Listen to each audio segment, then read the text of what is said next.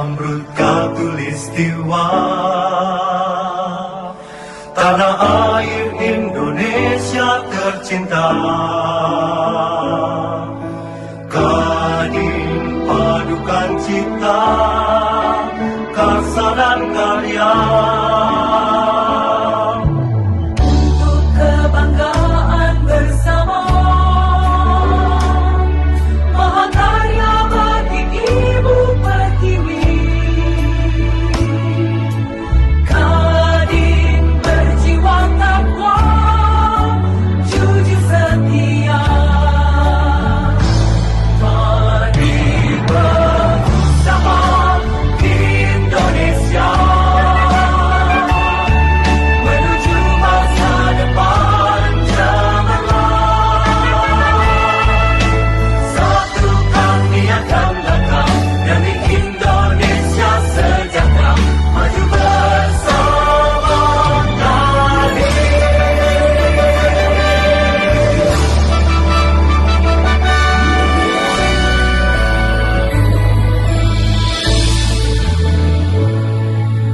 Untuk kebanggaan bersama, mahakarya bagi Ibu Pertiwi. Kadin berjiwa takwa, jujur setia. Mari bersama Indonesia menuju masa depan cemerlang. Satukan niatkan langkah demi Indonesia sejahtera, maju bersama kami. Mari bersama Indonesia menuju masa depan cemerlang. Satukan niatkan langkah demi Indonesia sejahtera, maju bersama kami. Maju bersama kami.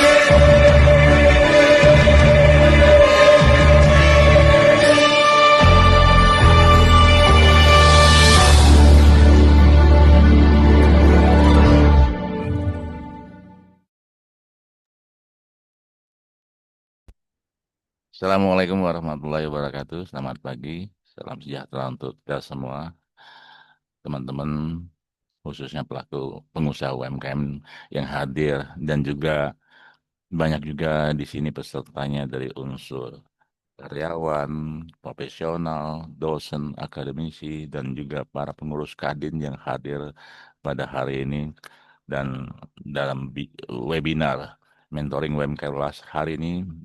Ini adalah hadiah khusus ya, menjelang nanti program mentoring UMKM naik kelas dengan 12 materi akan kami launching di hari UMKM, insya Allah pada tanggal 12 Agustus nanti. Kadin Indonesia akan launching mentoring UMKM naik kelas dengan 12 materi yang bersenambungan tentunya. Saya Raden Teddy, Wakil Ketua Umum Kadin Indonesia bidang kewirausahaan UMKM. Hari ini kita dengan public speaking, bahwa teman-teman, orang bijak mengatakan siapa yang menguasai komunikasi, dia menguasai dunia. Pagi tadi kita mendapat info dan ini satu yang membanggakan dan menggembirakan kita semua. Amerika yang menerapkan tarif ekspor kita 30% plus 10% karena kita anggota BRICS. Lantas beberapa pihak, Pak Anindya Bakri, Ketua Umum Kadin Indonesia, Bapak Hasim Joyo, Ketua Dewan Penasihat Kadin Indonesia, dan Bapak Erlangga Hartanto melakukan komunikasi yang terus-menerus dan akhirnya pagi tadi diputus oleh Donald Trump, Presiden Amerika. Tarif ekspor kita ke Amerika hanya 19% saja. Dan ini adalah kabar yang baik, yang sangat menggembirakan, dan lagi-lagi komunikasi sangat penting. Dan hari ini kita akan menghadirkan narasumber instruktur yang luar biasa yang akan menemani kita bersama-sama, Ibu Dr. Emilia Basa. Assalamualaikum, Bu Emil. Oh, belum belum dibuka. Sebentar, Bu. Silakan, Bu. Waalaikumsalam warahmatullahi wabarakatuh. Selamat pagi, Pak Teddy. Senang Ya, sekali bisa ketemu di sini. Alhamdulillah. Jadi ya, Bu Emil bukan orang asing ya. Artinya kita sering sekali bertemu Bu Emil dan saat ini Bu Emil juga selain pakar komunikasi, Direktur Komunikasi PT Indonesian Morowali Industrial Park, dan yang paling menyenangkan saya ingin mengenalkan Bu Emil sebagai Wakil Ketua Umum Komunitas UMKM Naik Kelas ya. Di sini banyak juga pengurus dan anggota dari komunitas UMKM Naik Kelas karena komunitas UMKM Naik Kelas adalah suatu organisasi yang berdiri 2019, hari ini ada di hampir semua provinsi di Indonesia dengan anggota lebih dari 1,2 juta pelaku UMKM atau pengusaha UMKM tentunya. Bu Emil, hari ini kita akan berdiskusi atau berbicara tentang public speaking dan ini ditunggu-tunggu oleh teman-teman. Mungkin yang hadir di sini juga banyak pengurus Kadin daerah yang hadir dan masih terus bertambah jumlah peserta karena yang mendaftar lebih dari 180 peserta yang saat ini baru ada ya sekitar 30%-nya lah ya yang hadir. Insya Allah terus bertambah peserta yang akan hadir. Ibu Emilia Lasar, kami persilakan, Bu. Baik, terima kasih banyak Pak Raden tadi. Satu kebahagiaan buat saya ketemu dengan Pak Raden Teddy. Terima kasih undangannya Pak dari Kadin Indonesia dan juga pengurus Kadin di pusat maupun di daerah. Tentu saja juga teman-teman UMKM di seluruh Indonesia. Tadi saya sudah lihat ya di kolom chat ada dari Balikpapan, kemudian mana lagi nih? Gunung Kidul, Jawa Tengah ya, Jawa Barat, Bandung dan sebagainya. Terima kasih teman-teman sudah hadir di sini untuk kita sama-sama belajar. Nah, eh, baik, saya akan langsung mulai aja Pak Teddy ya. Silakan ya, Bu. Ya, baik teman-teman, memang kalau kita bicara tentang public speaking sepertinya mudah. Tapi sebetulnya ada banyak hal yang perlu kita siapkan dengan baik. Selain tentu saja kita punya kemampuan memang yang baik bicara depan umum ya. Saya akan langsung aja masuk apa sih yang menjadi tujuan pertemuan kita pada pagi ini. Nanti tentu saja em, kita berharap bahwa Bapak Ibu peserta pelatihan pada pagi dan sampai nanti ya menjelang makan siang nanti itu bisa paham teknik bicara depan umum itu seperti apa, lalu presentasi yang baik seperti apa. Biasanya kalau kita sekarang ini 1,5 jam, biasanya 1,5 hari Pak Teddy kalau offline ya, karena banyak prakteknya. Tapi kita coba dengan kesediaan waktu yang sangat terbatas, kita tetap nanti ada kesempatan untuk interaksi. Walaupun kalau untuk prakteknya mungkin agak sulit ya. Nah, ini materinya. Kita akan bahas dua materi utama, bagaimana menjadi seorang public speaker yang powerful dan presentasi yang efektif, yang baik itu seperti apa. Sebelum saya mulai, saya akan bertanya ke Bapak Ibu teman-teman di sini, bisa ditulis di kolom chat kendala apa ya, kendala apa aja yang Anda hadapi ketika melakukan public speaking. Silahkan. Boleh ditulis di kolom chat karena ini pesertanya banyak sekali, jadi saya belum kasih kesempatan dulu untuk bicara. Idealnya memang Bapak Ibu bisa langsung bicara ya, karena ya ini karena public speaking ya. Kalau bicara itu nanti mesti dibuka oleh panitia ya Pak Teddy ya. Harus raise hand dulu ya Pak Teddy. Ya, benar Ibu. Nanti Ibu juga Oke, bisa buka teman-teman. oke, baik. Kita lihat di sini. Kendala apa aja yang Bapak Ibu hadapi ketika bicara depan umum atau melakukan public speaking? Udah banyak ini ya. Malu, tidak menguasai audiens, nervous, ngeblank, lupa materi. Kenapa nih ngeblanknya ya? Kemudian membuat suasana panik. Oke. Ketika lihat audiensnya malah jadi panik. Oke. Kemudian gugup, semua materi hilang, bicara berulang-ulang. Oke, nanti kita yang bicara berulang-ulang nanti kita coba latih dengan menggunakan kosakata yang berbeda ya.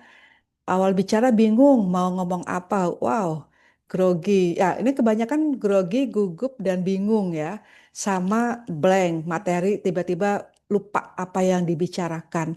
Oke, ini dulu. Terima kasih Bapak Ibu yang sudah masuk atau sudah menulis di kolom chat. Sekarang ini akan kita bahas nantinya ya.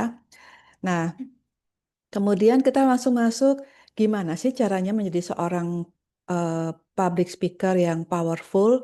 Saya stop share dulu, tapi saya akan bahas beberapa materi, beberapa pernyataan dari Bapak Ibu yang menulis di kolom chat, ya.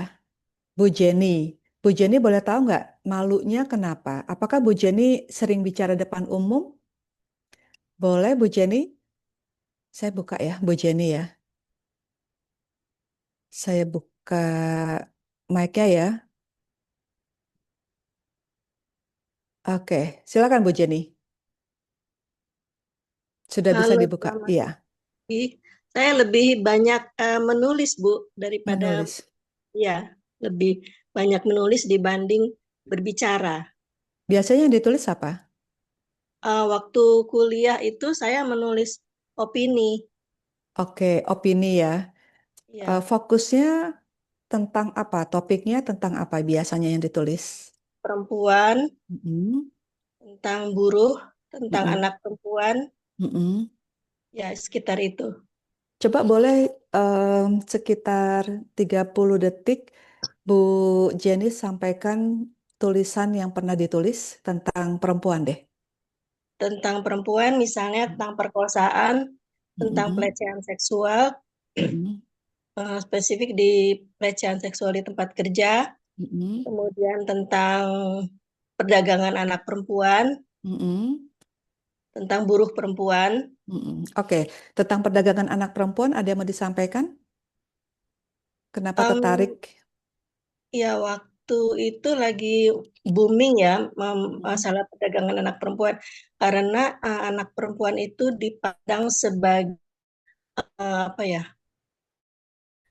eh, sebagai harta atau barang yang kalau dari keluarga tertentu, dari fam mm-mm, tertentu, misalnya dari etnis tertentu, anak mm-mm, perempuan itu tidak berarti, tidak berharga dibandingkan anak laki-laki, mm-mm, sehingga ada apa namanya, ada pandangan anak perempuan itu harus dijual gitu. mm-mm. Oke, case-nya di mana? Di Jawa, di Sumatera atau di mana? Batam kalau nggak salah waktu itu saya nulis tahun 2000, ano, tahun 1900-an akhir gitu. Kalau nggak Mm-mm. salah di Batam atau di mana gitu ya. Oke, baik. Bu Jenny sudah melakukan penjelasan dengan baik. Apa yang menjadi buah pikiran Bu Jenny yang biasa ditulis, kemudian disampaikan secara lisan. Dan Bu Jenny menyampaikan dengan baik. Jadi nggak perlu malu lagi. Terima kasih Bu. Ya, oke. Ternyata bisa kan? Mungkin ya masih belum pede, Bu. Iya, tapi tadi bisa. Oh gitu ya. Tapi Iya. terima kasih, Bu. Ini ada lebih dari 60 orang yang hadir. Itu masuknya audiens bukan? Masuknya publik bukan? Ini Bu pertanyaan Jenny. untuk saya ya. Iya, Ah, saya mungkin di sini karena tidak menghadapi publik ya, tidak menghadapi audiens. tapi yang sekarang 60 orang lebih ini audiens bukan? Audiens, Bu. Oke, selesai. Ya, oke. Nah, eh, saya mau bahas dulu ya. Ini sebetulnya yang saya bahas itu nanti terkait dengan apa yang disampaikan oleh Bapak Ibu yang lain. Jadi saya nggak akan satu-satu nih. Tapi yang pertama tadi yang nulis karena Bu Jenny dan itu malu, jadi saya sampaikan, saya tanya ke Bu Jenny. Tapi yang lain barangkali kesempatannya nanti ya di waktu yang akan datang. Nah, yang pertama kalau kita lihat dari Pak Prayudi, nanti saya kasih kesempatan setelah Bu Jenny ini ya, karena Bapak tadi resen. Yang pertama yang ingin saya sampaikan adalah ketika kita menguasai satu materi, kemudian kita juga punya pengalaman, punya pengetahuan terhadap materi atau topik tersebut seperti Bu Jenny, itu akan lebih mudah kalau kita sampaikan di depan publik. Nah, jadi kita bisa mulai dari situ, Bapak Ibu. Bisa mulai dari apa yang kita kuasai. Entah itu tentang core bisnisnya Bapak Ibu, atau tulisan tadi ya, Bu Jenny tulisan ya, atau concernnya kita pada satu isu tertentu. Kita bisa mulai dari situ. Pertanyaan lainnya adalah bagaimana kalau kita diminta bicara depan umum, tapi kita tidak menguasai. Kalau kita diminta bicara depan umum, artinya kita dipercaya nggak sama orang yang minta kita bicara depan umum? Coba, kalau setuju, Bapak Ibu boleh kasih jempol, reaction jempol. Saya kasih contohnya ya. Nah, kayak begini. Setuju nggak kalau kita diminta orang lain bicara tentang satu isu atau satu topik, tapi kita sebenarnya tidak menguasai, ya, tapi tetap kita diminta bicara, artinya kita menjadi andalan atau dipercaya oleh orang tersebut. Setuju? Kalau setuju, boleh kasih jempolnya. Bu Risnawati jempolnya banyak amat, Bu, sampai 6, Bu. Suryati, oke. Boleh langsung reaction iya, langsung reaction seperti saya ini juga boleh, selain di kolom chat. Nah, iya, Pak Masudi sudah kasih jempol juga, ya Pak Iman, eh, Pak atau Bu ya, Jaini ya, Pak kayaknya ya, Benih Jawa dan yang lainnya. Oke, good. Pak Syafruddin, terima kasih Pak, langsung gini ya di video ya. Baik, itu berarti kita harus menyiapkan dengan baik, Bapak Ibu. Jadi pengalaman saya lebih dari 20 tahun jadi pembicara atau trainer, em, beberapa kali sulit banget materi tersebut. Sulit banget buat saya. Tapi kemudian saya tahu kalau mereka memberikan satu penilaian, saya pasti menyampaikan hal tersebut. Ya udah, kita ambil kesempatannya. Lalu gimana caranya? Belajar, baca, diskusi, cari informasi, tanya sana sini, lalu siapkan dengan baik. Oke. Nah, itu karena biasanya kalau kita sering menolak nih, apalagi ya sering menolak. Pertama nolak, kedua nolak, nggak bisa, nggak tahu, nggak ngerti gitu. Lama-lama ya udah kesempatannya akan semakin sedikit. Kesempatannya akan semakin berkurang untuk kita bisa bicara depan umum. Padahal prinsip dari bicara depan umum adalah sering praktek. Apapun lah ya, prakteklah dengan satu kelompok yang sederhana atau kecil, bisa di dalam keluarga jadi MC, jadi moderator, kasih sambutan, kasih wejangan, itu bisa. Kemudian lingkungan yang lebih besar lagi, lingkungan rumah, sama ya, kasih pendapat, kemudian dalam satu organisasi ikut presentasi, ikut bicara. Kemudian yang lebih besar lagi di dalam pekerjaan, lebih besar lagi dengan publik yang luas seperti sekarang ini, kata Pak Teddy tadi ada lebih dari 180 yang mendaftar pada pertemuan kita pagi ini, itu terus begitu. Kalau Bapak Ibu sepertinya merasa ragu langsung dengan publik yang besar atau yang sangat beragam. Jadi mulailah dengan kelompok yang kecil, homogen, cenderung homogen atau punya kesamaan. Misalnya kelompok UMKM di Kota Bogor misalnya gitu ya. Bisa juga mulai dari situ dan semakin lama semakin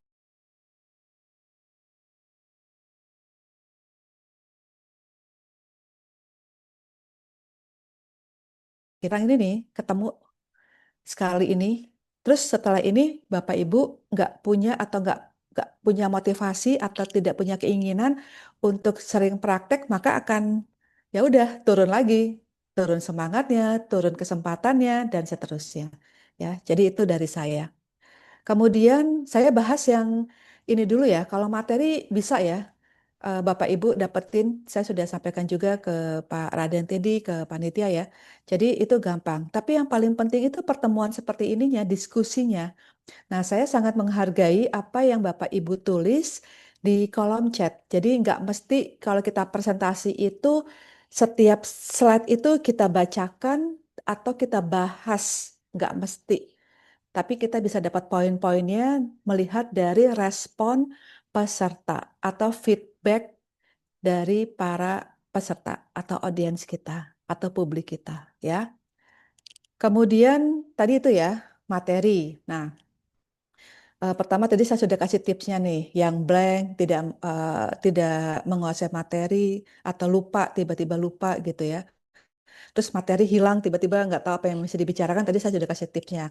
Kuasai apa yang Bapak Ibu kuasai materinya. Kedua, kalau dikasih kesempatan materinya beda, berarti harus belajar dan seterusnya. Yang ketiga, latihan. Jadi kalau materinya sudah ada, lalu latihan mempraktekkannya. Baru-baru ini dalam 1-2 bulan ini saya 2 kali diwawancara di TV nasional, di media nasional. Kan kalau media nasional sekarang kan punya TV-nya. Nah, punya studio TV-nya. Lalu dalam persiapannya itu materinya itu bukan materi yang mudah untuk saya kuasai. Karena background pendidikan saya dan pengalaman saya sebelumnya itu tidak bersentuhan dengan materi tersebut. Tapi hampir seminggu itu materinya saya baca berulang-ulang. Kemudian selain baca, lalu nggak baca diem ya, baca diem lalu baca pakai suara. Itu cara saya. Setelah baca pakai suara, lalu saya minta eh siapalah, misalnya keluarga saya, suami saya gitu ya, misalnya, itu saya kasih materinya, terus saya kasih pertanyaannya, kalau pertanyaan begini saya jawabnya gimana? Sampai seperti itu Bapak Ibu.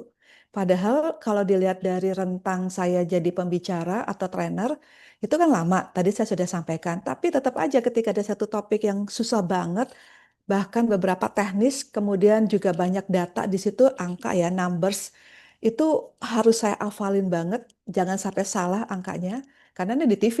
Yang pertama rekaman, yang kedua live talk show gitu ya. Jadi lebih hati-hati lagi, lebih harus menguasai lagi.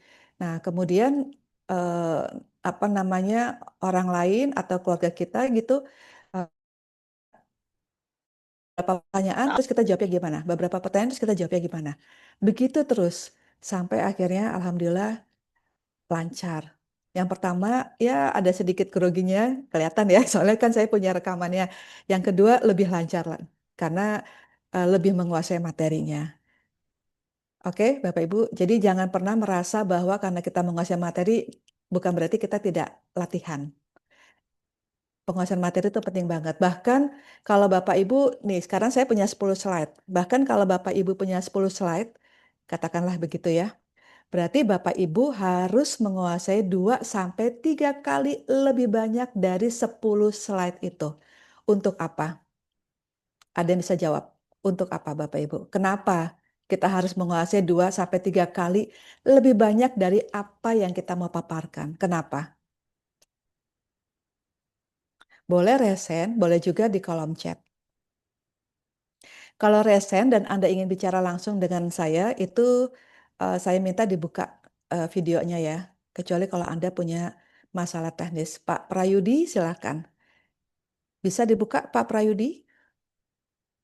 Saya sudah kasih kesempatannya. Ya, bisa dibuka? Bisa unmute? Ya, silakan. Oke, ya. Baik, terima kasih Ibu. Kita wajib untuk mengetahui berapa banyak bahan agar nanti pertanyaan dari audiens itu bisa kita sampaikan. Karena masing-masing audiens itu berbeda pemahaman, beda bahasa. Jadi kita perlu Betul. bekal yang banyak untuk bisa menjawab versi yang mana yang diinginkan oleh dari si audiens. Demikian Ibu. Bagus sekali. Terima kasih Pak Prayudi dari Sawah Lunto ya. Terima kasih Pak. Pak Natal Indra, silakan Pak. Saya kasih, iya, sudah bisa dibuka? Sudah bisa dibuka Pak mic-nya? Saya sudah kasih untuk unmute-nya. Nah, Sudah Bu, sudah iya, kedengaran Bu? Oke, sudah Assalamualaikum kedengaran. warahmatullahi wabarakatuh. Saya Pak Waalaikumsalam. Indra dari kampus Dinas Sarana Informatika di Jakarta. Oh, dari Menurut kampus ya Pak? ya Oke. dari kampus Ibu. Ya. Menurut saya Bu, kita memang harus lebih paham 3 kali dari slide karena kita tidak sampaikan slide per slide sehingga kita melihat ke audiens Mhm. dan materi bisa kita kembangkan dengan lebih baik. Mhm. Itu aja, Bu. Oke, Terima terima kasih. kasih Pak Natal Indra ya. Bapak dosen juga kah? Saya dosen, Bu. Saya Oke, kawannya Pak Teddy. oke, saya juga kawan ya Pak. Kita Terima sama-sama kasih. berkawan kalau gitu ya Pak. Mari, Bu. Ya, Bu. Terima kasih Pak. Sekarang yang terakhir ya, Bu Ning, silakan. Sebentar saya kasih kesempatannya dulu. Ya, silakan Bu Ning. Iya, terima kasih Bu Emilia. Ya, Kalau menurut hemat saya, karena kita harus sediakan slide lebih banyak, mengantisipasi dari pertanyaan klien, nanti barangkali ada pertanyaan yang lebih melebar atau keluar dari topik atau tema. ya mantap Bu Ning. Bu Ning dari mana? Saya dari Malang. Dari Malang, Jawa Timur ya. Baik, terima kasih Bu Ning. Sama-sama Oke. Bu Emilia. Iya, Terima kasih. ini Bu Ning juga tidak menguasai audiens juga ya Bu Ning, nanti saya bahas juga ya. Jadi yang Iya. mudah-mudahan Bapak Ibu yang sudah menjawab masalahnya apa, kendalanya apa ketika bicara depan umum tentang materi, itu sudah bisa saya jawab ya. Bu Siti Samsiah, kemudian juga ada Gugup juga sudah tadi ya, Bu Latifah, saya baca beberapa ya. Kemudian Pak Indra juga nervous termasuk di situ malu. Nah, Bu ya, Bu Jumrotun itu juga sama dengan Bu Jenny tadi. Lalu juga ada Bapak ya Zurian ini dan cukup banyak yang lainnya ya Pak Prasetyo dan yang lainnya. Deg-degan Bu Suryati. Oke. Nah, sekarang saya mau masuk ke yang tidak menguasai audiens dari Bu Ning, juga ada dari Pak Denis gitu ya, yang bertanya juga atau yang menyampaikan kendalanya. Nah, penguasaan audiens itu juga penting banget, betul. Makanya kalau saya itu Bu Suryati Kasong nanti ya, saya kasih kesempatannya. Kalau penguasaan audiens itu juga penting. Makanya kalau saya bicara depan umum, itu seperti saya tanya ke Pak Teddy ya, Pak itu mereka tuh siapa yang akan hadir atau yang mendaftar itu siapa? Langsung tuh Pak Teddy ngasih eh, data pesertanya. Wow, saya bilang gitu ya. Kebanyakan memang dari Bapak Ibu pengusaha atau pelaku UMKM di Indonesia, di seluruh Indonesia. Kemudian ada beberapa tadi ya seperti Pak Natal Indra dari perguruan tinggi, ada juga dari Kadin Indonesia. Nah, eh, itu penting banget. Pertama, kita harus tanya. Jadi Bapak Ibu jangan diam aja. Bapak Ibu berkenan ya menjadi pembicara atau memberikan training pada hari apa, jam berapa. Itu langsung ada pertanyaan berikutnya. Pesertanya siapa, levelnya apa, dari scope wilayahnya itu ada di mana aja. Kalau sekarang saya sudah tahu ya, karena saya sering diundang sama Pak Raden tadi, saya sudah bisa punya apa ya, punya asumsi bahwa para pesertanya ini kebanyakan siapa begitu pada umumnya. Kemudian juga usia, bahkan kalau itu sangat luas publiknya sampai kepada status sosial ekonomi gitu. Meski demikian, sering juga saya itu pas ketemu, loh kok agak beda ya pesertanya.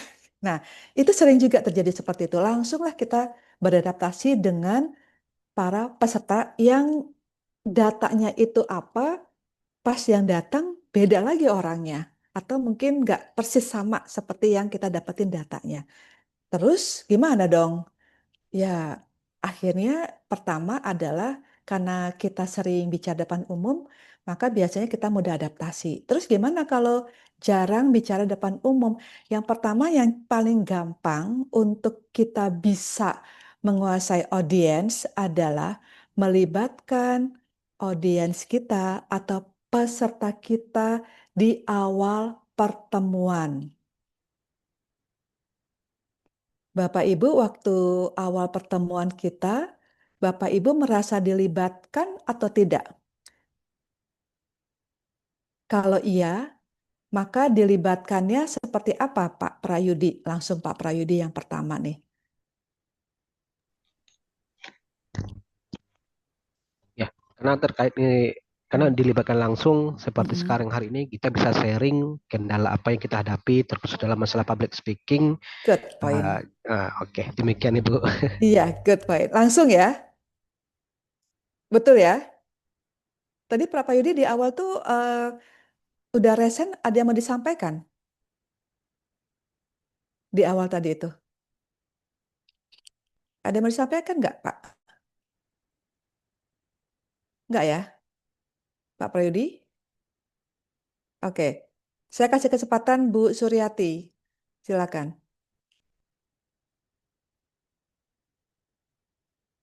Ada Bu, oke. Setelah Bu Suryati ya, Assalamualaikum. Pak Prayudi ya, langsung Iya, ya. Mm-mm. iya. Assalamualaikum, selamat pagi Bunda. Waalaikumsalam warahmatullahi wabarakatuh, Bu Suryati. Iya, saya UMKM dari Pasir, Kalimantan Timur. Wow, Kalimantan Timur. Iya, gini Bunda yang saya hadapin itu kalau kita bicara di depan eh, teman-teman atau kita eh, sebagai narasumber lah seperti itu, eh, yang sering saya alami itu gini, di saat bicara. Padahal ini kita sudah mempersiapkan baik-baik, kita sudah tenang nih. Tapi di saat kita bicara itu, ini hati atau jantung saya itu deg-degan, Bunda, gitu kan?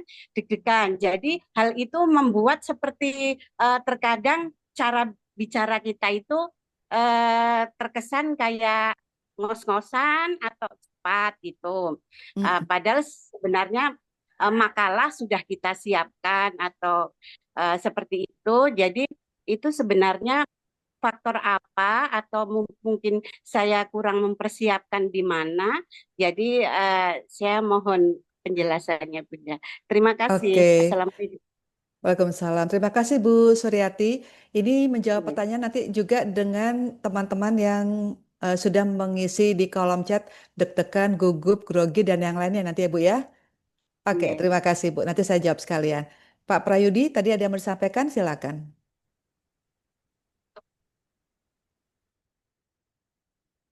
Bisa dibuka Pak? Bisa unmute? Oke, siap. Ya. Sudah, Ibu. Hmm. Mungkin juga sharing masalah saat kita menyampaikan materi itu, Bu, kita ketemu sama audiens yang sangat pasif, Ibu. Jadi mohon sharing nih, Bu, strateginya gimana untuk membangun kembali semangat si audiens. Karena kita sudah berupaya untuk memancing segala macam, tapi apakah memang materi kita yang salah atau cara teknik penyampaian kita yang salah sehingga banyak yang blank si audiens untuk membangkitkan ini, Bu. Situ saya sering kendala seperti itu. Terima kasih, Bu. Oke. Saya jawab yang Bu Suryati dan teman-teman tadi ya, yang nulis gugup, nervous, dan yang lainnya ya. Yang pertama adalah, oke, Bu Suryati bisa dilihat ya. Kan Bu Suryati tadi ada salamnya. Jadi itu salam, itu juga bisa dilakukan. Selamat pagi Bapak dan Ibu. Assalamualaikum warahmatullahi wabarakatuh. Apa kabar Bapak dan Ibu kalau langsung? Kalau nggak langsung sama seperti itu juga. Senyumnya jangan lupa. Jadi 1 senti ke kanan, 1 senti ke kiri. Karena senyum itu menetralisir perasaan gugup kita. Lalu audiensnya tetap ditatap. Walaupun natapnya mungkin nggak bisa semuanya ya. Kalau langsung ya, apa kabar Bapak dan Ibu? Sehat ya? Senang sekali bisa ketemu Bapak Ibu pagi ini. Kalau online nih kayak begini, biasa saya ngeliatnya di sini nih. Nah, ini saya lagi nunjuk ya. Nah, di handphone atau di laptop kita kan ada kamera. Biasa saya ngeliat ke kamera. Tapi sekali-sekali langsung ngeliat ke Bapak Ibu. Kalau ngeliat ke Bapak Ibu, mata saya kan jatuh ya. Atau kadang-kadang pakai ekor mata Bapak Ibu. Apakah Bapak Ibu tuh masih memperhatikan saya atau tidak gitu. Yang kedua, tadi itu tipsnya Bu Suryati dan Bapak Ibu yang lainnya. Di-engage, dilibatkan pesertanya sejak awal.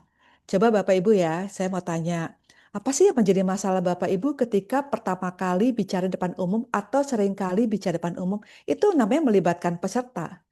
Tadi Pak Prayudi juga sudah sampaikan ke saya atau ke teman-teman semua di sini.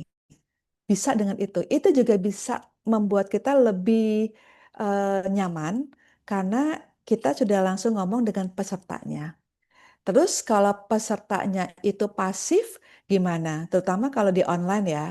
Nah, kalau di online itu biasanya yang saya sapa duluan adalah yang buka video. Kenapa? Karena biasanya orang yang buka video itu yang paling punya ketertarikan atau attention, perhatian terhadap kita. Jadi misalnya di sini ada Pak Thomas dari Batam. Halo Pak Thomas.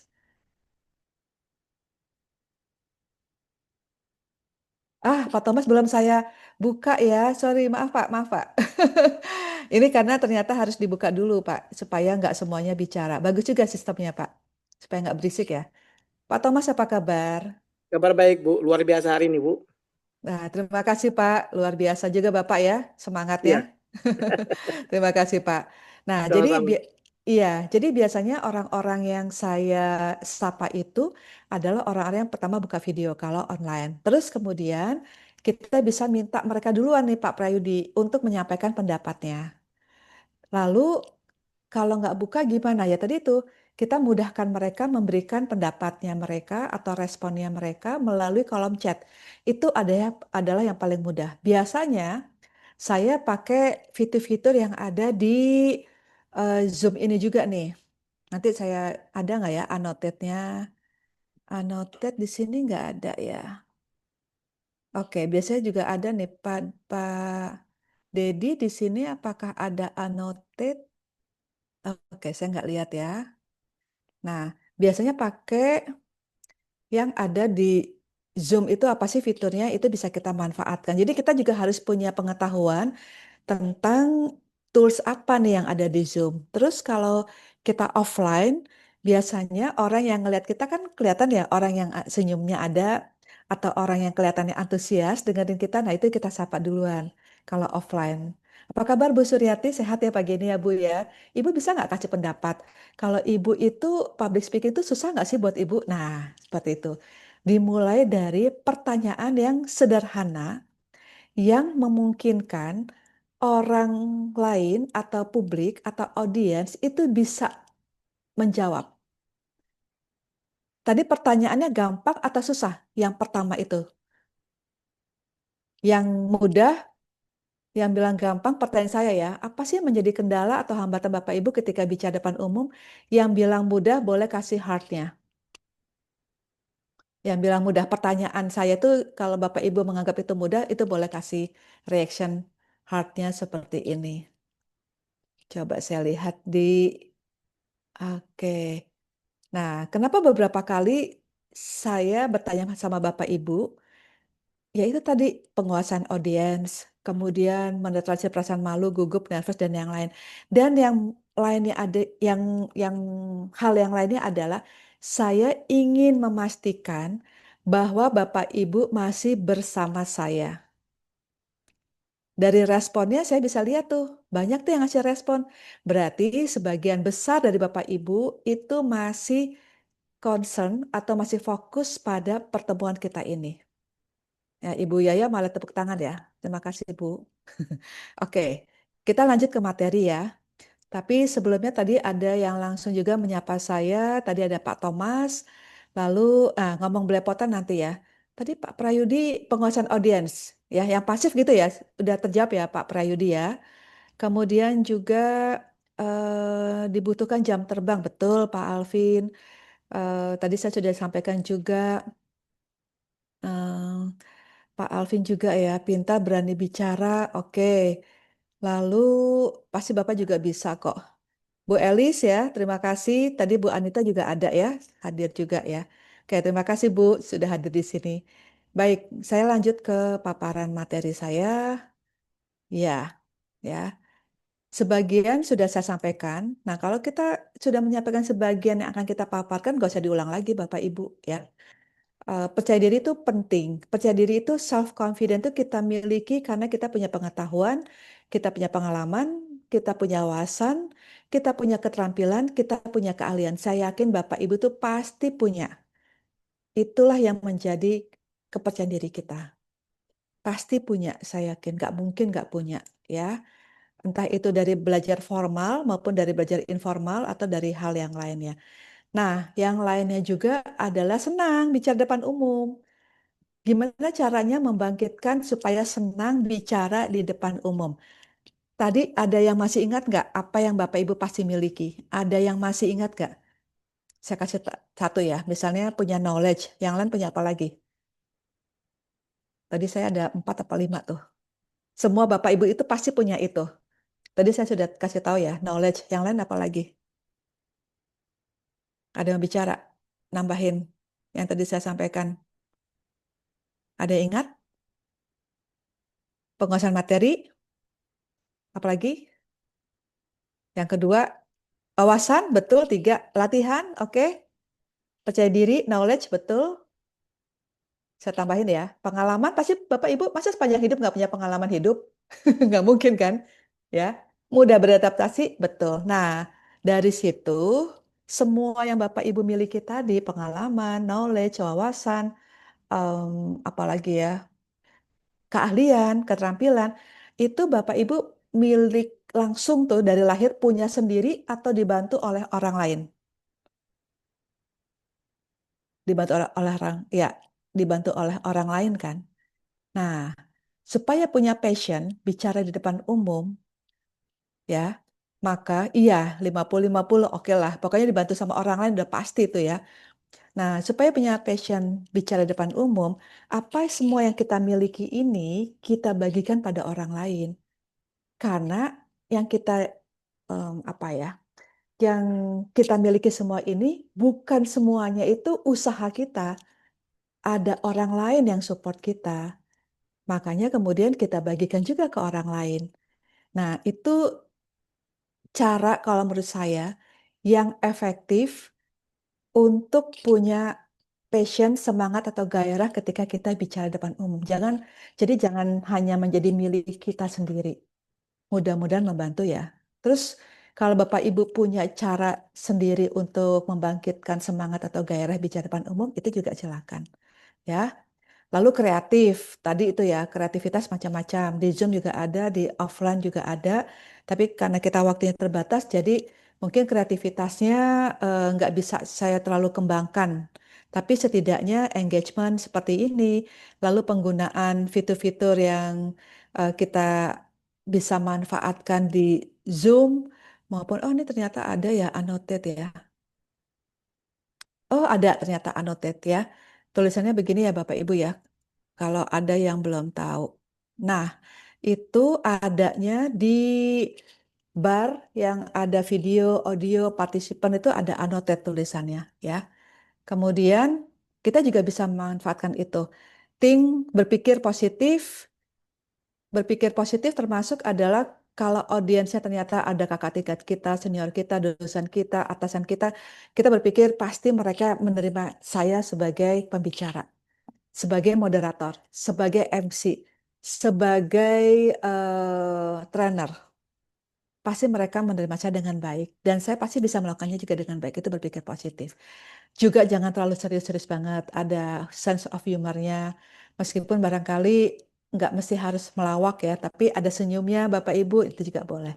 Nah sekarang kita mau coba pakai annotate di sini.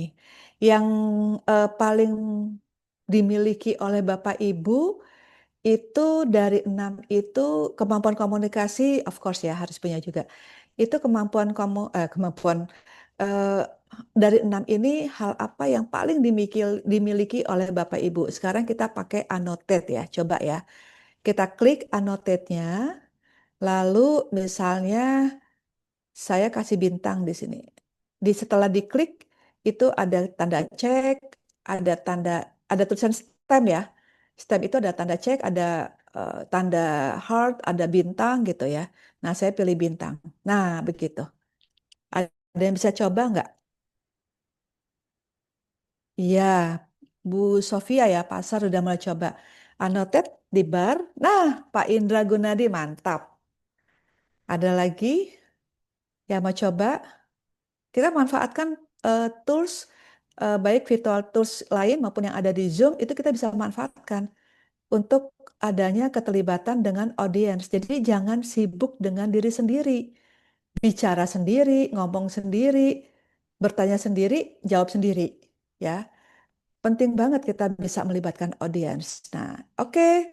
Wow, Bu Lisaida, communication competency, think positively. Wow, keren ya. Bu Fitri, Bu Fitri mau ambil yang gambar apa nih Bu Fitri? Sense of humor ya, yang paling bisa dimiliki. Keren-keren ya. Di sini baru ada 1, 2, 3, 4, 4 ya, 4 dari sekian peserta ya yang berhasil. Nanti selebihnya Bapak Ibu boleh coba di pertemuan di Zoom lainnya. Oke. Dan ini juga bisa jadi seru ya. Kenapa seru? Ya karena audiens jadi terlibat kan dan mereka jadi nyoba juga hal-hal yang barangkali belum pernah dilakukan sebelumnya. Dan kemudian kita jadi tahu nih misalnya tadi apa sih yang menjadi kendala dari Bapak Ibu ketika bicara di depan umum, kita jadi bisa melakukan pemetaan namanya atau mapping. Mapping audiens kita, masalah terbanyaknya ada di mana. Nah, dari situ kita bisa lebih fokus pada masalah itu. Sehingga slide yang lainnya itu bisa kita skip atau bisa kita percepat. Namanya mapping, isu mapping, pemetaan isu atau pemetaan masalah dari audiens. Oke, yang kedua, tadi kan saya gambarkan kasih ini ya. Dari sini kita juga melakukan pemetaan juga terhadap audiens kita.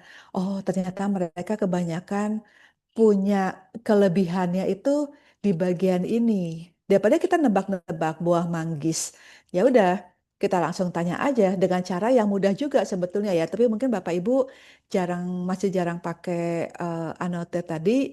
Tapi nanti di lain kesempatan kalau ketemu saya kita bisa praktekkan lagi ya. Kalau communication competencies apa aja sih? Ini ya, tadi knowledge udah, attitude, inisiatif, proaktif. Yang paling ingin ditanyakan dari attitude itu yang mana? Atau yang ingin mendapatkan penjelasan lebih lanjut, yang mana? Atau Bapak Ibu ingin menjelaskan juga boleh. Silakan. Boleh raise hand. Ada yang mau menjelaskan salah satu dari attitude di sini ada 1, 2, 3, 4, 5, 6. Ada 6. Ada yang mau menjelaskan? Silakan. Boleh raise hand salah satu dari 6 poin ini. Pak Indra boleh? Boleh ya. Saya buka dulu ya Pak Indra ya. Pak Indra. Oke, silakan. Yang mana yang mau dijelaskan? Terima kasih Bu. Assalamualaikum warahmatullahi wabarakatuh. Waalaikumsalam. Di sini attitude saya menjelaskan masalah inisiatif ya. Untuk yang di inisiatif ini kita harus memberikan sesuatu hal yang berbeda yang bisa memicu dan bisa membuat interaktif antara kita dengan audiens. Kita harus punya inisiatif, kita bisa melihat situasi dan kondisinya si audiens bagaimana. Disitulah kita harus berinisiatif, jangan kita monoton. Walaupun kita sudah menguasai materi, sudah paham dengan materi yang kita berikan, tapi kalau tidak punya inisiatif, bagaimana caranya agar audiens itu bisa berinteraksi, tidak monoton lah. Artinya ada komunikasi dua arah dalam hal ini. Mungkin kurang lebih seperti itu, Bu. Baik, terima kasih Pak Indra. Bagus ya penjelasannya Pak Indra ya. Seperti Pak Indra juga sering bicara depan umum ya. Dan punya Insya Allah, inisiatif Bu. ini. Sering presentasi, Bu. Tentang project atau produk atau apa? Tentang produk, tentang project, juga tentang masalah masalah tentang sembelih halal. Oke. Bagus, menarik ya. Sembelih halal ya. Ya, sembelih halal. Wow, baru tahu itu saya. Baik, Pak Prayudi mau menjelaskan yang mana? Silakan.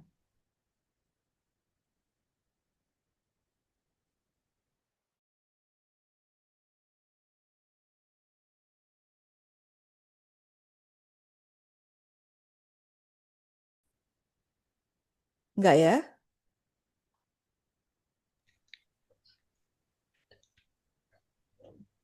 Halo, Ya, halo Bu. ya sudah terdengar sama saya. Silakan Pak Prayudi. Oke, mungkin kita membahas tentang menginspirasi orang lain ataupun punya motivasi, Ibu. Jadi mungkin pengalaman kami sendiri juga untuk dalam menyampaikan kepada audiens untuk menambah motivasi dan inspirasi bagi audiens, kita bisa menyampaikan pengalaman-pengalaman yang pernah kita hadapi ataupun kejadian-kejadian sekeliling yang benar-benar bisa menggugah si audiens untuk termotivasi bagaimana seperti apa yang ingin kita sampaikan tadi, Ibu. Mungkin demikian Ya, tambahan, Ibu. oke, baik. Ya, terima kasih Pak Prayudi. Ya, betul sekali ya. Nah, sekarang saya mau ke Bu Jenny lagi. Gimana kalau audiensnya cuek? Kayak itu tadi. Biasanya kalau di Zoom, ini kan saya lihat, wah ini kok nutup terus, nggak pernah ngomong segala macam gitu. Nah, kita tinggal lihat berapa persen yang cuek terhadap atau pasif terhadap paparan kita atau keberadaan kita di dalam forum pertemuan tersebut ya. Yang pertama adalah kalau yang cuek atau pasif itu masih bisa kita sapa, oke kita sapa, baik di Zoom maupun offline. Ibu gimana kalau pendapatnya, atau Mas gimana? Ada pendapat lain selain yang tadi saya paparkan, misalnya gitu ya. Itu bisa tuh sambil kita pengen tahu juga apakah mereka merespon atau tidak. Terus kalau misalnya mereka tidak merespon atau tidak mau menjawab atau oh saya nggak tahu, oh saya tadi nggak memperhatikan, oke kita coba yang lain. Dan nggak perlu juga sampai kita jadi kesel ya. Karena kalau wajah kita kesel nanti ngebawain sampai akhir juga kelihatan, baik itu dari suara maupun dari apa namanya wajah kita itu akan kelihatan. Nah sekarang ini misalnya kita lihat di Zoom itu kan mayoritas itu off cam ya. Off cam itu bisa ada banyak masalah sih, ada banyak alasan gitu ya. Apakah sambil kerja atau berkegiatan lain atau sinyal dan yang lainnya. Tapi ketika kita berinteraksi, ada engagement, ada melibatkan audiens, kita lihat walaupun yang off cam itu walaupun mereka off cam, tapi ketika saya tanya itu banyak yang jawab, berarti pada umumnya tetap aktif. Jadi kita bisa berpegang juga dari situ, Bu ya. Kemudian juga tadi ada attitude menginspirasi orang lain. Kalau kita bilang menginspirasi orang lain, sebetulnya wawasan dan yang lainnya gitu ya.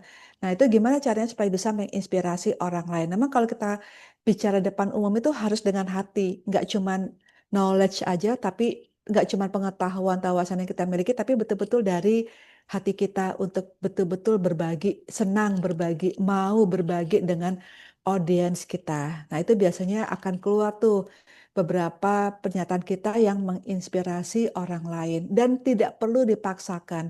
Nggak perlu juga divalidasi, tadi saya menginspirasi atau enggak ya, nggak perlu juga. Biarkan setiap audiens itu mendapatkan inspirasi dari Bapak Ibu. Nggak perlu juga dibuat-buat atau dipaksakan, karena itu akan datang sendiri. Dari mana kita bisa tahu? Biasanya dari respon Bapak Ibu.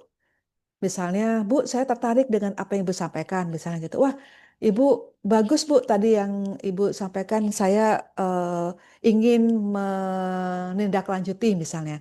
Nah, itu udah menginspirasi berarti, atau memotivasi orang lain untuk melakukan sesuatu yang lebih baik atau berbeda dari sebelumnya dilakukan. Oke? Kemudian skills leadership itu penting banget ya, karena kita kerja dengan tim dan kita harus bisa handle semuanya. Jangan semuanya tergantung atau bergantung pada tim teknis atau panitia, tapi kita juga bisa handle kalau ada masalah pada saat kita presentasi, ya. Terus juga kalau ada masalah atau keluhan, kita juga bisa merespon dengan cepat dan mengatasinya juga dengan cepat. Oke. Kemudian mendengar secara aktif. Tadi kan Bapak Ibu ada yang menulis, ada yang juga bicara.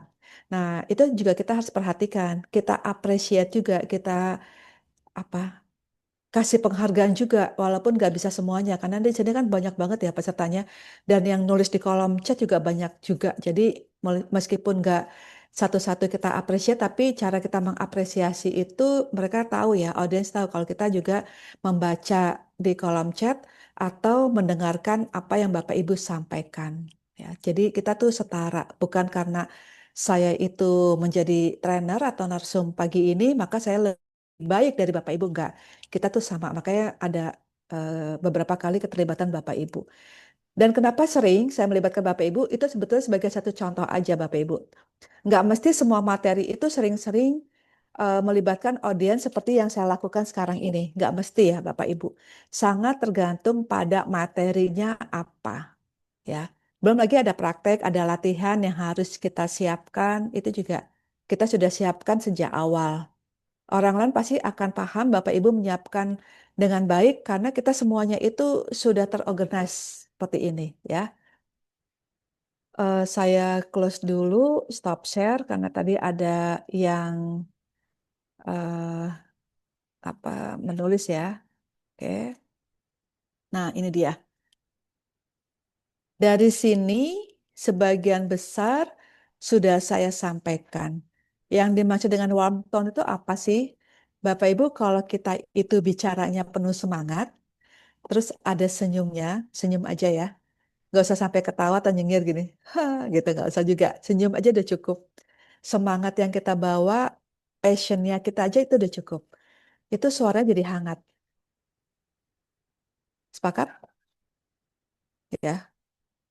Ngebawainnya itu udah orang yang lagi kerja, hah, wah, tunggu dulu sebentar. Terus itu kerja lagi, tunggu sebentar. Nah, karena itu tadi ada semangatnya dari diri kita. Ada sesuatu yang kita itu emang senang. Ketemu Bapak Ibu tuh senang saya. Bapak Ibu tuh mau kebanyakan off cam, saya nggak peduli. Itu jangan sampai mempengaruhi kita menjadi tidak semangat. Jangan sampai. Bisa jadi itu hanya 10-20%. Katakanlah yang tidak memperhatikan kita 20%. Berarti ada berapa persen lagi yang memperhatikan kita? 80% kan? Terus kita mau mengorbankan 80% gara-gara 10 atau 20% itu? Enggak kan? Sayang kan? Nah, itu.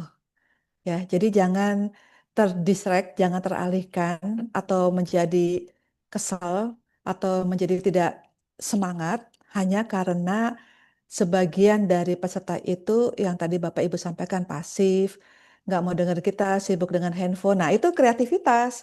Gimana nih jadinya supaya mereka mau mendengarkan kita? Itu ada di unsur creativity tadi itu yang di awal. Oke, kemudian nah, yang nomor 6 maksudnya apa sih? Nah, ini dia maksudnya. Tadi saya sudah sampaikan, saya stop share dulu ya. Ini Bapak Ibu, sistematis. Saya sampaikan tujuan pelatihan kita apa, materinya apa, gitu ya. Kemudian di setiap materi itu saya bagi dua kan. Tapi sebelum materi, saya ingin ada pengen tahu nih melakukan pemetaan terhadap Bapak Ibu, terhadap audiens. Maka saya mulai dengan pertanyaan ini. Lalu ini materi 1, ya. Ada tulisannya kan 1, ini materi 2. Nah, lalu yang lainnya nanti ada Q&A-nya, tanya jawab atau prakteknya seperti apa. Nah, ini disebut dengan sistematika di dalam bahan presentasi. Apakah harus ada tujuan dan materi? Boleh kalau nggak ada tujuan, tapi setidaknya adalah materinya apa yang mau disampaikan, ya. Paling enak kemudian bedanya materi 1 dengan 2 apa? Dikasih satu slide pembatasnya seperti ini. Satu slide membuka sebelum materi dilanjutkan. Nah, itu kita sebut dengan sistematis di situ. Oke. eh ini sama. Lalu kemudian sekarang ini kan juga ada presentasi yang sifatnya hybrid. Hybrid itu berarti sebagian ada di ruangan, sebagian lagi ada di Zoom, ya. Terus kalau kita yang hadir di dalam ruangan, pesertanya kita nih hadirnya di ruangan, tapi pesertanya ada di Zoom, berarti kita harus menyiapkan 2 jenis praktek. Satu praktek untuk peserta offline, satu lagi praktek untuk peserta online. Begitu. Jangan yang offline yang kita siapin, yang online kita cuman biarkan mereka mendengarkan secara pasif. tidak seperti itu, Bapak Ibu. Saya akan kasih contohnya. Pertama kali saya kasih pelatihan selama 2 hari dari Kementerian Kominfo. Pada saat itu kami ya di Siprokom ada pelatihan 2 hari. Kemudian sebagian besar di Zoom itu bulan Juni 2021. Jadi pertama kali hybrid. Nah, itu akhirnya saya dan tim itu cari cara gimana ya supaya peserta itu, kan saya kalau bicara itu offline nggak bisa duduk seperti ini. Pasti berdiri terus ke sana kemari, nanti Bapak Ibu lihat di videonya ya. Itu gimana caranya ya supaya peserta yang online di Zoom itu bisa ngelihat saya pada saat saya bergerak. Maka kemudian ketemulah nama alatnya. Nah, sampai seperti itu Bapak Ibu. Itu disebut dengan inisiatif, cari cara. Ya. Kedengaran nggak suaranya? Kedengaran, Bu. Kedengaran ya. Oke, baik. Saya akan lanjutkan. Nah, ada 300 orang yang di Zoom, tapi hanya sekitar 20 yang di offline. Karena waktu itu baru pertama kali ya, bulan Juni 2021 masih pembatasannya masih sangat ketat. Itu pun 20 orang, 20 orang itu pun ruangannya yang ballroom. Jadi kita tuh benar-benar ketat banget. Nah, kalau Bapak Ibu lihat di sini, Waalaikumsalam warahmatullahi wabarakatuh. Nggak lagi jadi trainer juga.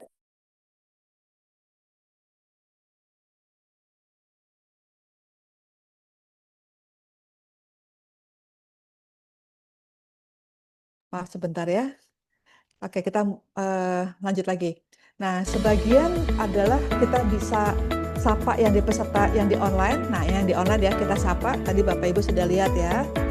Kemudian kita siapkan materinya dan bentuk pelatihannya. Nah, ini pelatihan untuk yang di offline. Sudah saya siapkan pelatihannya apa buat di offline. Yang di online itu juga sudah saya siapkan. Lalu saya buat dalam beberapa grup. Nah, bahkan untuk yang seperti ini offline, yang di online juga pakai virtual tools yang ada di online itu juga saya siapkan. Kemudian saya bagi kelompok, masing-masing di offline maupun di online, itu saya kasih waktu untuk berdiskusi di dalam breakout room. Lalu kita sapa juga yang di online. Jadi misalnya seperti yang di sini ya, di sini kan peserta offline kan. Oke, kalau gitu sekarang kita kasih kesempatan buat peserta yang online untuk presentasi. Saya kasih waktu 3-4 menit. Nah, ini dia. Silahkan saya bilang gitu. Ya. Oke. Itu namanya hybrid. Lebih susah? Pasti dong. Masa lebih gampang? Nggak mungkin ya. Pertama kita punya PR 2, nyiapin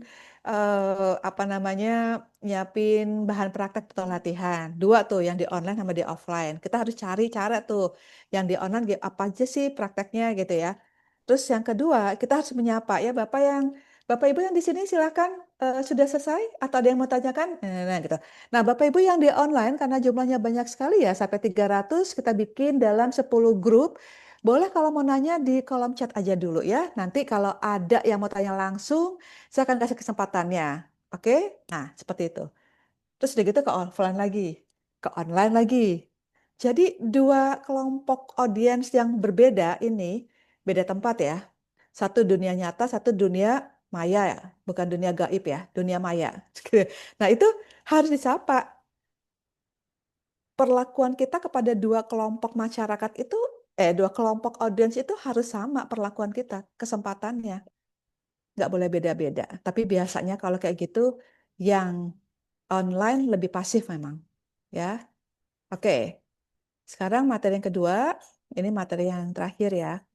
Tadi Bapak Ibu kan ada barangkali akan ada presentasi yang untuk bicara tentang hasil penjualan atau presentasi project atau presentasi tentang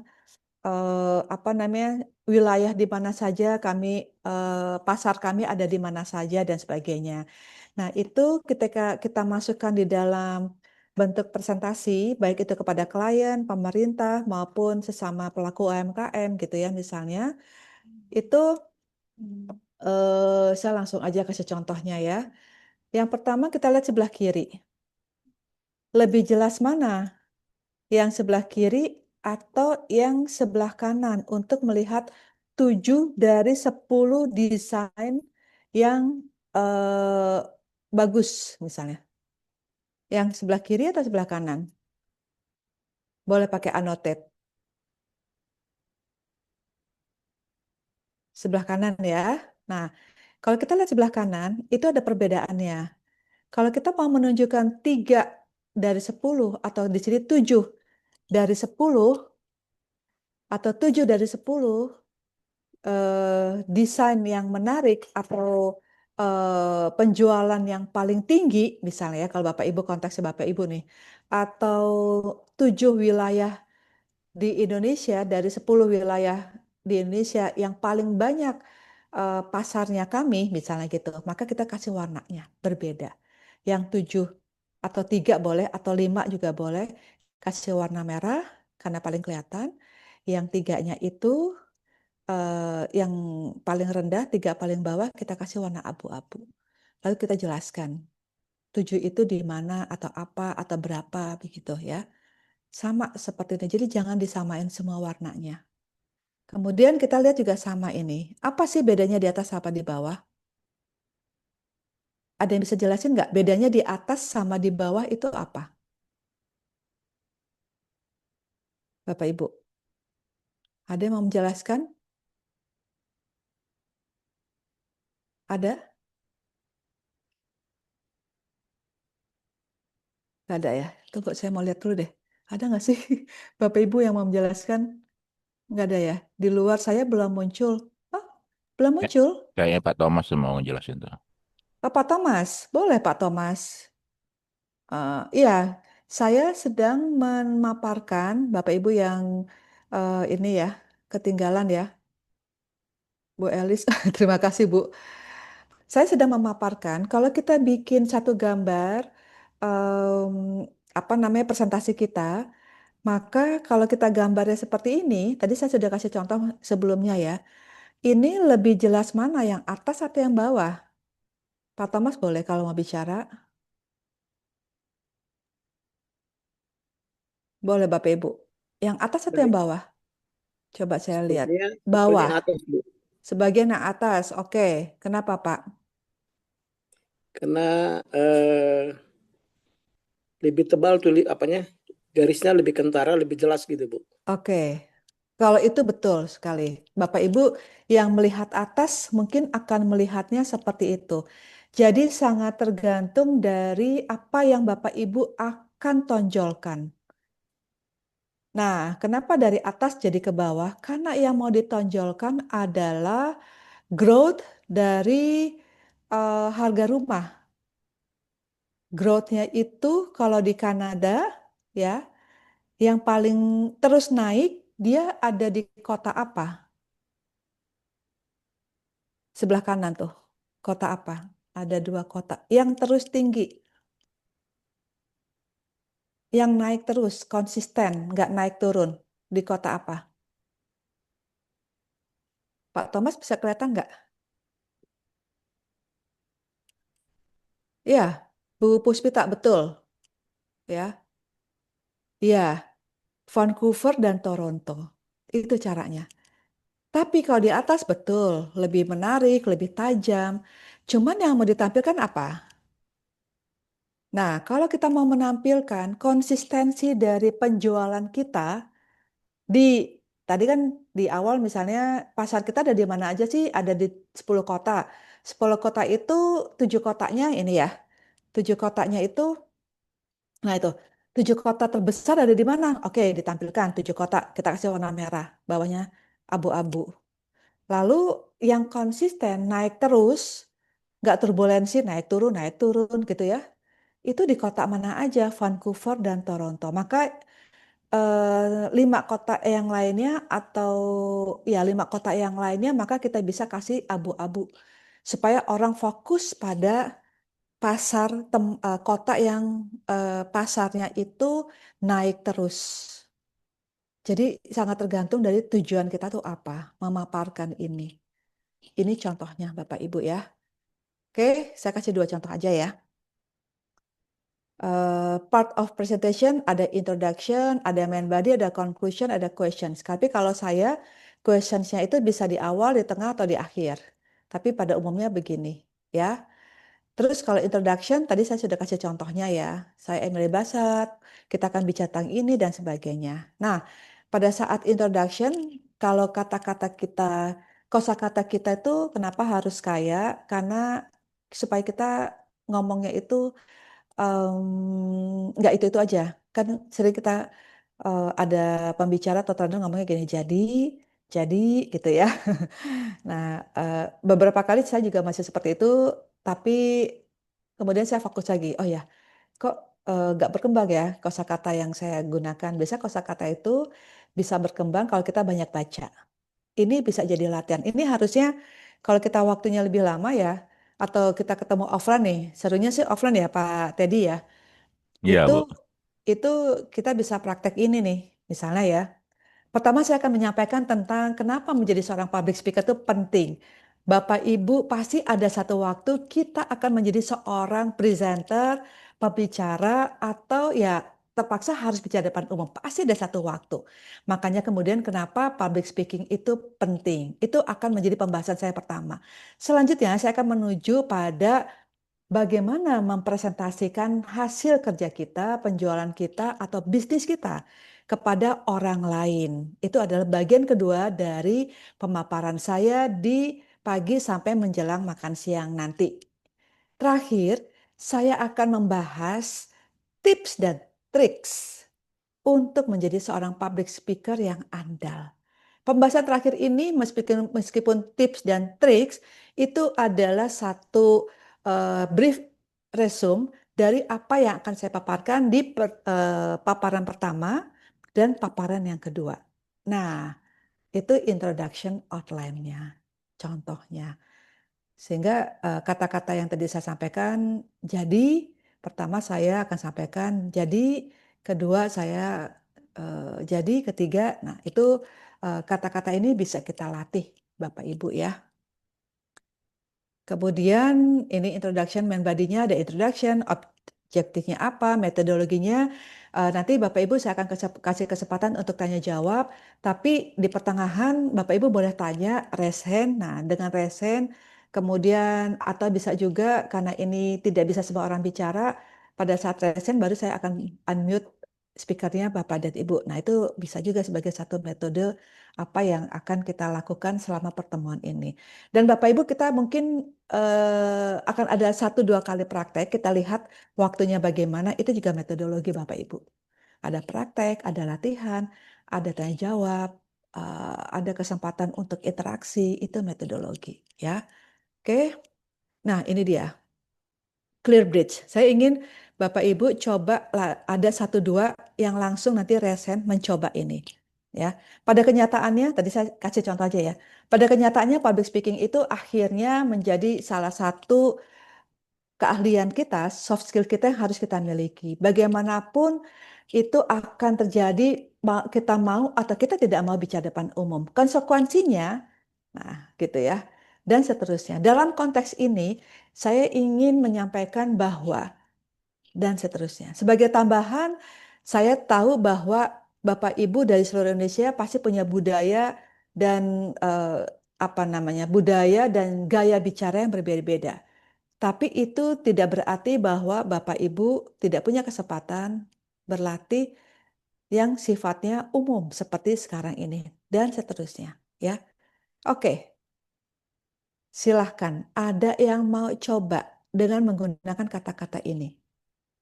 Ini adalah kata-kata yang kita coba sehingga tidak membosankan. Tadi kan ada yang ngomong ya, saya membosankan gitu bicaranya. Nah, Bu Sari, membosankan ngomongnya itu-itu aja gitu ya.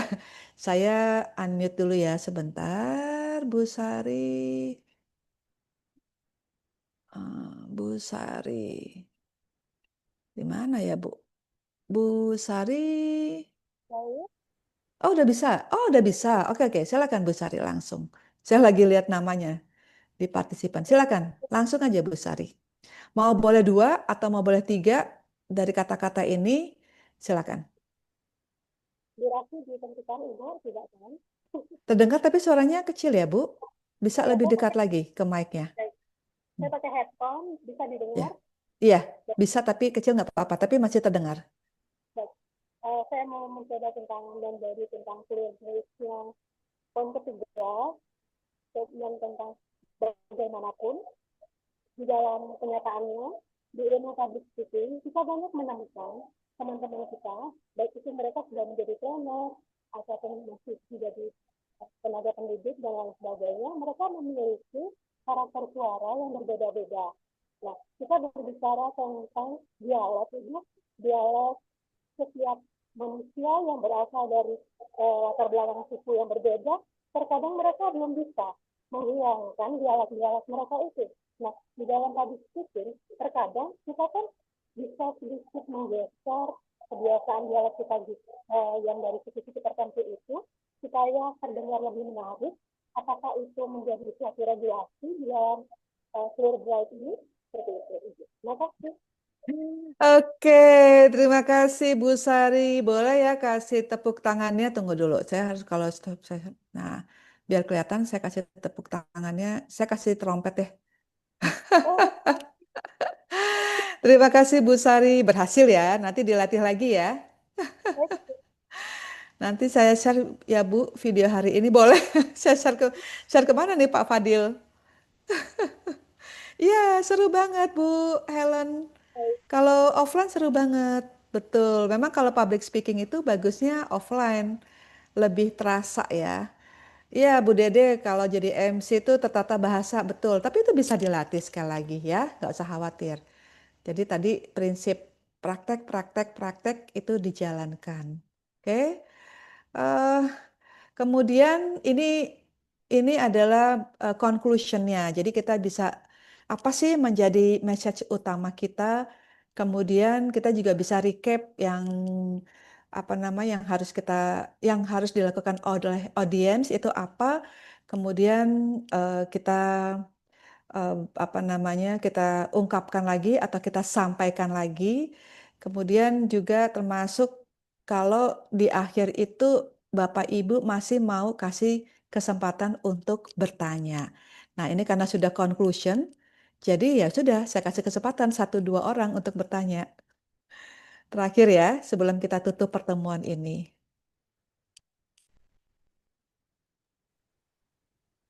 Ya, silakan teman-teman yang mau tanya Ibu ya. Di Siprokom ada ya pelatihannya public speaking, itu biasanya kita bisa 1-2 hari. Karena ada MC, ada speech ya, pidato, ada moderator, itu masing-masing beda lagi latihannya. Maksudnya jadi satu rangkaian pelatihan public speaking namanya. Kemudian mengatasi rasa gugup dan yang lainnya. Jadi betul-betul lengkap itu. Presentation skill juga itu satu materi khusus. Jadi tadi hanya sedikit aja. Bu Sari mau tanya, silakan. Ibu, izin ya Ibu mau bertanya. Kebetulan saya dan rekan mengenal lembaga public speaking yang ada di Kepulauan Riau. Di Jakarta juga ada branch-nya, ada cabangnya, dan beberapa sudah ada yang menggunakan jasa lembaga public speaking kami dengan nama, maaf saya boleh menyebutkan, Academy. Kemudian yang menjadi kendala adalah belum banyak kesadaran dari semua lembaga, baik instansi maupun pemerintah, kemudian di lembaga pendidikan, mulai dari anak-anak kita, pelajar, tentang pentingnya keterampilan berbicara di halayak umum. Nah, saya punya keinginan di lembaga pendidikan yang ada di Indonesia untuk memasukkan public speaking ini ke dalam materi pelajaran, baik itu bisa berbentuk ekstrakurikuler seperti itu, Ibu. Apakah ini bisa kita bahas untuk keberlanjutan, karena skill itu sangat penting sekali pada saat ini kan hanya kita concern di sekolah menengah kejuruan. Nah, keinginan besar kami bisa nggak sih kita belajar sih di izin ini, mungkin saya ketemu dengan Ibu Emilia, kita masukkan ke dalam salah satu ekstrakurikuler yang ada di lembaga pendidikan. Oke. Baik, terima kasih Bu Sari. Saya menyambut dengan baik ya kalau mau ada kerjasama untuk pelatihan public speaking bagi Halo. Tapi cara saya bicara itu ya seperti ini. Ke mahasiswa itu, mahasiswa S1, S2, S3 sama seperti ini. Kasih kesempatan, terus kemudian ada kreativitas Pokoknya dibikin seru lah. Apalagi mata kuliah saya kan komunikasi atau public relation. Jadi eh, saya bilang orang komunikasi atau orang PR kalau komunikasinya itu flat, standar.com, terus kalian mau dapetin apa gitu. Makanya kemudian di kelas juga kurang lebih kayak beginilah ya. Jadi boleh ya nanti kita ngobrol lagi Bu Sari ya. Oke, terima kasih Bu. Bu Sama-sama, Helen, Bu. ya. Bu Helen silakan ada yang mau tanyakan?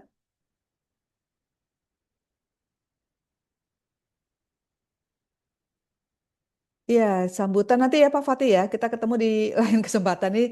Sambutan atau speech ya, pidato. Ya, Bu Helen jadi mau bertanya? Kalau ngomong belibet tadi juga ada di atas saya lihat ada ngomong belibet juga Bu Sofia, tapi sebelumnya juga sudah ada. Itu memang perlu latihan lagi. Misalnya kalau dulu itu saya susah ngomong meminimalisir, sekarang lancar. Kenapa sekarang lancar? Karena sering dilatih. Apalagi saya itu punya kelemahan di menyebutkan huruf S, S. Terus saya latih S-nya itu supaya terdengar itu gimana. Kita pasti semua punya kekurangan, tapi itu kita latih. Dan orang jangan fokus pada kekurangan kita. Nah, akhirnya saya ada beberapa kata yang saya suka belibet, itu saya latih. Terus kalau bicara juga tadi yang saya sampaikan, waktu saya mau talk show di TV itu, teksnya itu yang mau saya paparkan, saya sampai baca disuarain. Sampai seperti itu, Bu, supaya nggak belibet ngomongnya. Bukan baca dalam hati, tapi baca saya suarain. Memastikan kalau suara saya itu dan pengucapannya benar, terus saya bisa menyampaikan dengan baik setelah saya baca dalam hati, kemudian saya suarain, udah gitu saya tutup, lalu saya dapat poin-poin utamanya, lalu saya sampaikan lagi dengan suara yang dikeluarkan juga seperti ini, sampai seperti itu Bu, supaya tampilannya itu juga betul-betul prima dia. Apalagi kalau tadi saya sampaikan live, bukan rekaman, tapi talk show yang live. Nah itu betul-betul harus eh, saya latih dengan baik. Ya, nggak pernah kita merasa bahwa nanti juga saya bisa, nggak pernah, nggak boleh ada pemikiran seperti itu nggak boleh ya. Bapak Ibu, saya juga punya regenerasi. Regenerasi saya yang pertama di anak-anak saya. Jadi dua anak saya, ini yang pertama laki-laki namanya Lauda, umurnya 27 dan anak perempuan saya namanya Laudia, umur 25. Itu keduanya sekarang bisa bicara depan umum dengan sangat baik. Saya bilang sangat baik ya karena Lauda ini dia kasih pelatihan untuk apa namanya perusahaan BUMN termasuk kementerian, lembaga pemerintah, bahkan pernah juga di depan direksi, level direktur di perusahaan apa namanya asing ya. Kemudian yang kedua kalau Laudia itu memberikan pelatihan public speaking buat anak usia sekolah SMA dan mahasiswa juga. Public speaking khusus public speaking. Nah, jadi Bu Sari, saya biasanya kalau ada kerjasama dengan sekolah, lalu untuk anak-anak sekolah itu biasa Laudia yang saya minta kasih pelatihannya. Jadi saya nggak mau bisa sendiri. Regenerasi itu penting banget. Bapak Ibu juga begitu. Punya perusahaan, Bapak Ibu sering tampil, harus ada regenerasinya. Jangan tampil terus sendiri. Nah, itu pentingnya kita regenerasi. Sama anak-anak sekolah juga. Staff saya juga ada yang kasih pelatihan public speaking. Staff ya. Kenapa? Karena saya lihat dia punya kemampuan dan semua staff harus bicara, harus bisa menjadi host di IG Live.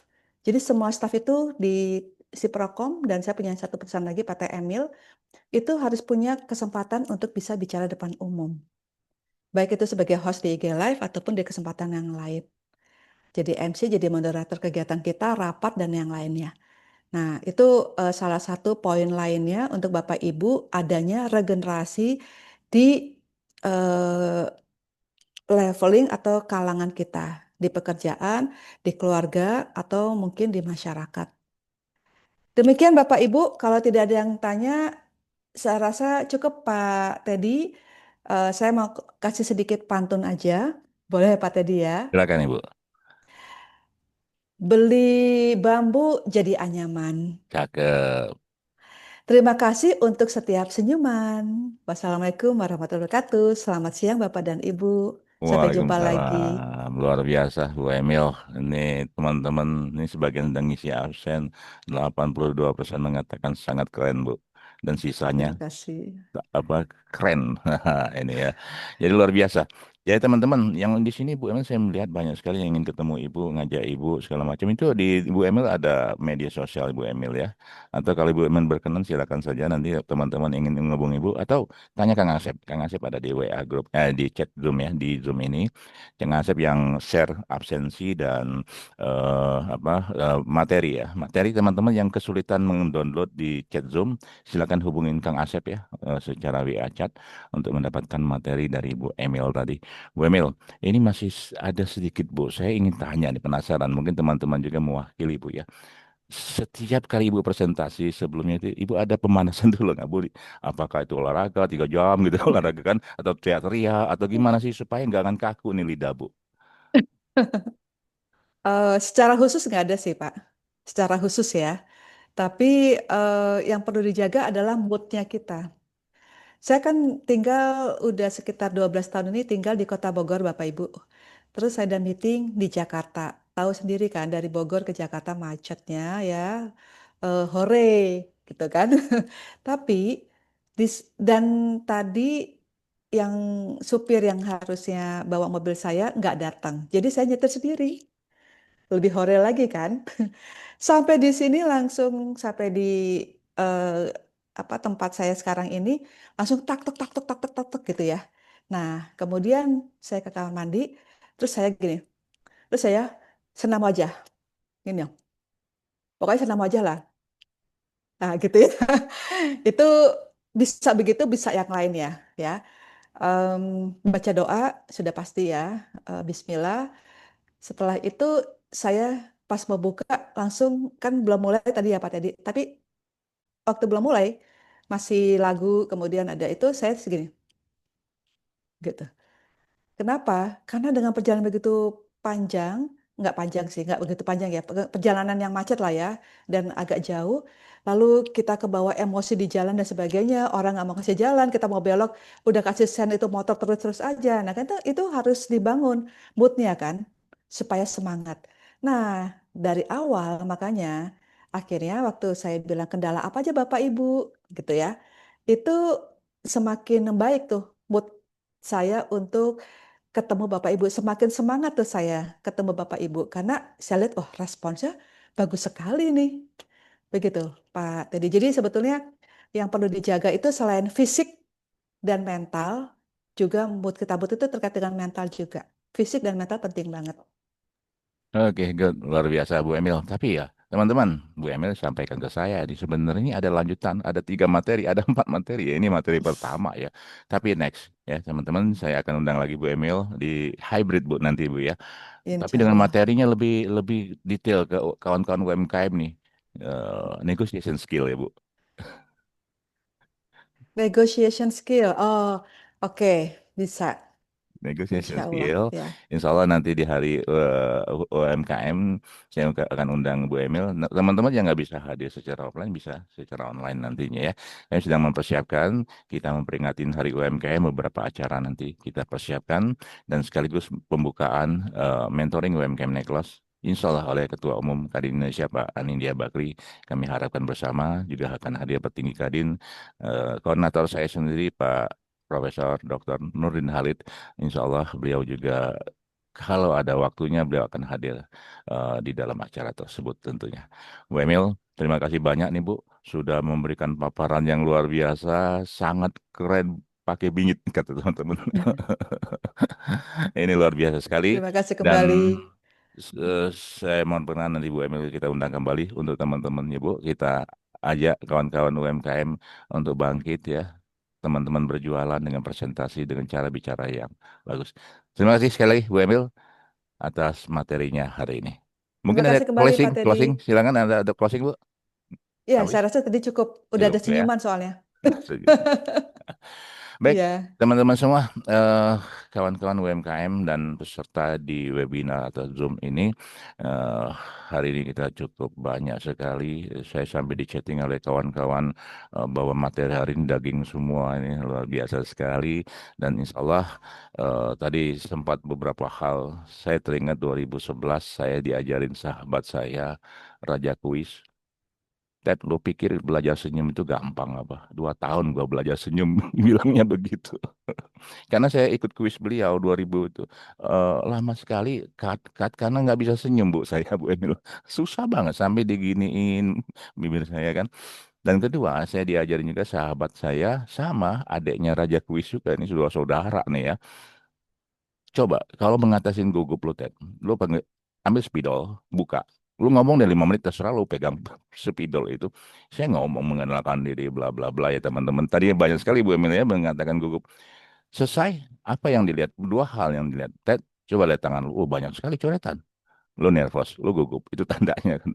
Nah, lu latih terus sampai akhirnya nggak ada lagi coretan katanya ya untuk mengatasi gugup. Kedua, lu terlalu banyak Nah dia perhatikan 5 menit saya bicara itu dia perhatikan, yes Bu Jenny benar sahabat saya berdua itu.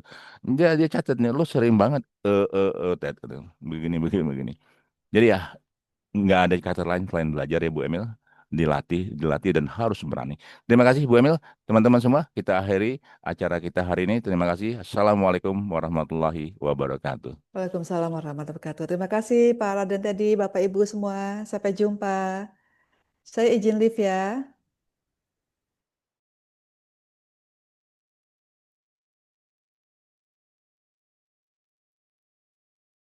Yang paling kelihatan sebetulnya di sini adalah penyerapan tenaga kerja lokal Indonesia ya maksudnya. Jadi pekerja Indonesia di industri di kawasan industri INBIP ini itu lebih dari 85.000. Data terakhir itu sekitar 85.600 pekerja Indonesia. Belum sebagian besar mereka berada sebagian dari Sulawesi dan juga dari beberapa daerah di Indonesia. Itu belum termasuk para pekerja kontraktor, sekitar 27.000 pekerja kontraktor lokal yang mereka bekerja di sekitar 500 perusahaan kontraktor lokal juga di Morowali. Jadi itu satu jumlah yang besar.